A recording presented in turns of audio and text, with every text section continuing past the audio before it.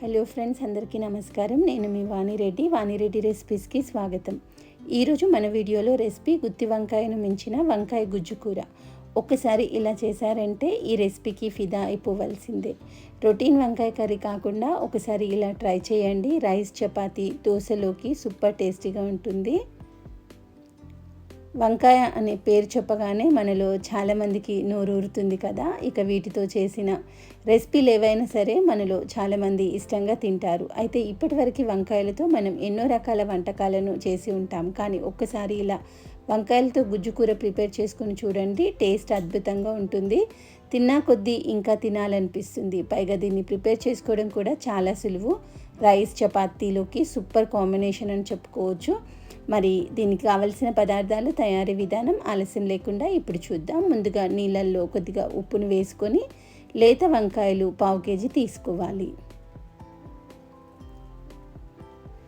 ఇప్పుడు వంకాయలను శుభ్రంగా కడిగి సన్నగా పొడుగ్గా తొడిమెలు పూర్తిగా తీసి కట్ చేసుకోవాలి.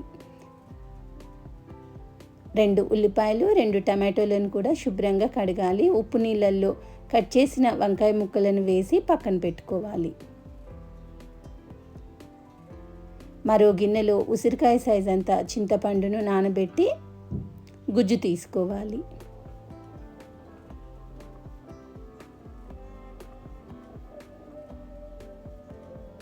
ఇప్పుడు మనం చింతపండు గుజ్జును పక్కన పెట్టేసుకుందాం. ముందుగా స్టవ్ వెలిగించుకొని ప్యాన్ పెట్టుకోవాలి.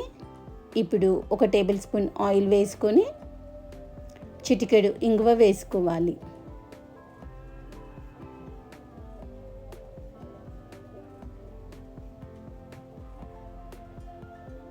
ఆ తర్వాత వంకాయ ముక్కలు, దాంతోపాటు కట్ చేసి పెట్టుకున్న ఉల్లిపాయ ముక్కలు కూడా వేసుకోవాలి. ఇక్కడ 2 మీడియం సైజు ఉల్లిపాయలు తీసుకున్నాను.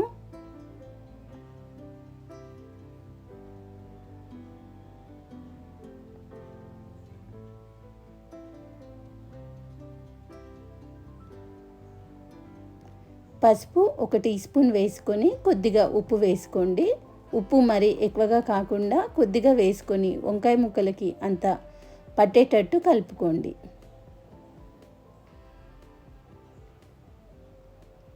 స్టవ్ను లో టు మీడియం ఫ్లేమ్లో పెట్టి ముక్కలు వేగే వరకు అప్పుడప్పుడు కలుపుతూ ఫ్రై చేసుకోవాలి.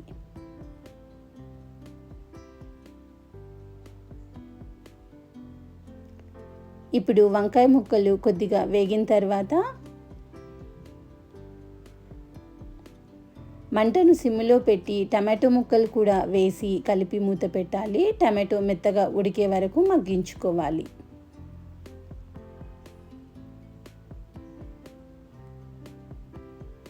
మంటని లో ఫ్లేమ్లో పెట్టుకొని మగ్గించుకోండి.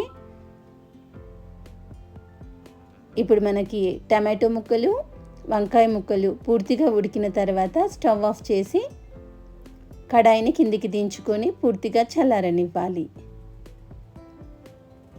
చల్లారిన మిశ్రమాన్ని మిక్సీ జార్లోకి తీసుకొని మెత్తగా కాకుండా కొంచెం కచ్చా పచ్చాగా గ్రైండ్ చేసుకోండి.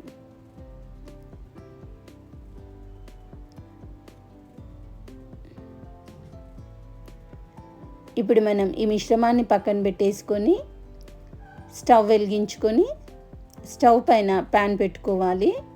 3 టేబుల్ స్పూన్ల ఆయిల్ వేసుకోవాలి.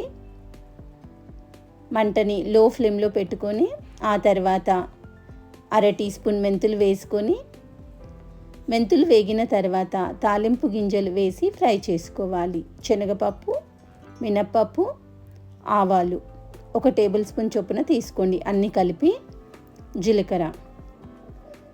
ఇప్పుడు లో ఫ్లేమ్లో పోపు దినుసులు వేగిన తర్వాత కచ్చాపచ్చాగా దంచి పెట్టుకున్న 4 వెల్లుల్లి రెబ్బలను వేసుకోండి. అవి కూడా కొద్దిగా వేగిన తర్వాత 3 ఎండుమిర్చి,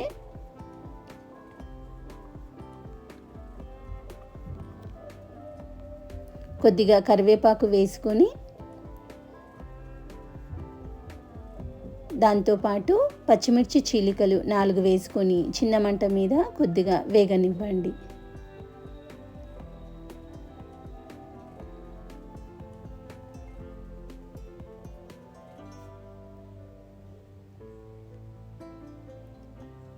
ఇప్పుడు మనం కచ్చాపచ్చాగా గ్రైండ్ చేసి పెట్టుకున్న వంకాయ మిశ్రమాన్ని వేసుకొని సిమ్లో పెట్టి కలుపుకోవాలి.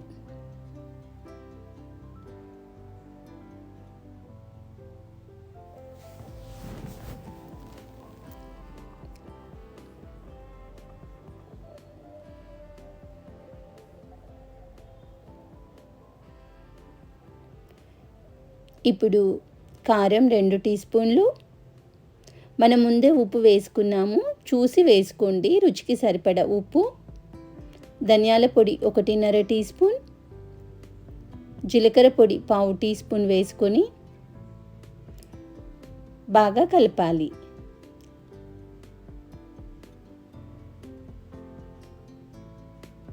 మంటని లో ఫ్లేమ్లో పెట్టుకొని చేసుకోండి.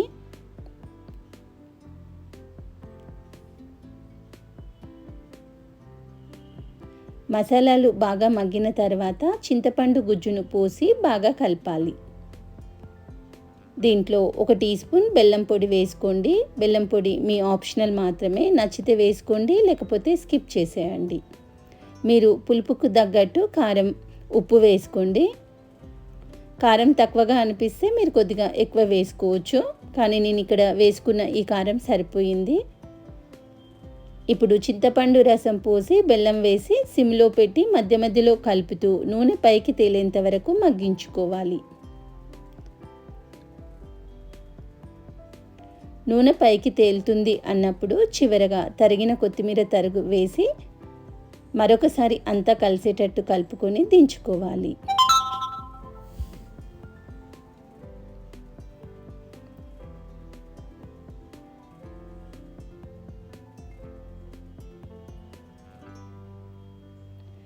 ఇప్పుడు మనం స్టవ్ ఆఫ్ చేసుకొని కిందికి దించుకొని ఒక గిన్నెలోకి తీసుకుంటే ఎంతో టేస్టీగా ఉండే వంకాయ గుజ్జు కూర రెడీ అయిపోయింది. మీకు నచ్చితే ఒక్కసారి ఇలా ట్రై చేసి మీ ఇంట్లో అందరూ ఈ రెసిపీని ఎంజాయ్ చేయండి. మరి దీన్ని చపాతీతో, అన్నంతో, ఇంకా దోశతో, ఉప్మాతో కూడా కలిపి తినొచ్చు. వేడివేడి అన్నంతో కలిపి తింటే సూపర్ టేస్టీగా ఉంటుంది. కొద్దిగా నెయ్యి వేసుకొని కలిపి తినండి, సూపర్ అంటే సూపర్ ఉంటుంది. మీకు ఈ రెసిపీ నచ్చిందని నేను అనుకుంటున్నాను. నచ్చితే లైక్ చేయండి, షేర్ చేయండి. ఛానల్ సబ్స్క్రైబ్ చేసుకోకపోతే మీకు నచ్చితే సబ్స్క్రైబ్ చేసి పక్కనే ఉన్న బెల్ ఐకాన్ గుర్తు మీద క్లిక్ చేయండి. ఉంటాను, మళ్ళీ కొత్త వంటకంతో కలుద్దాం.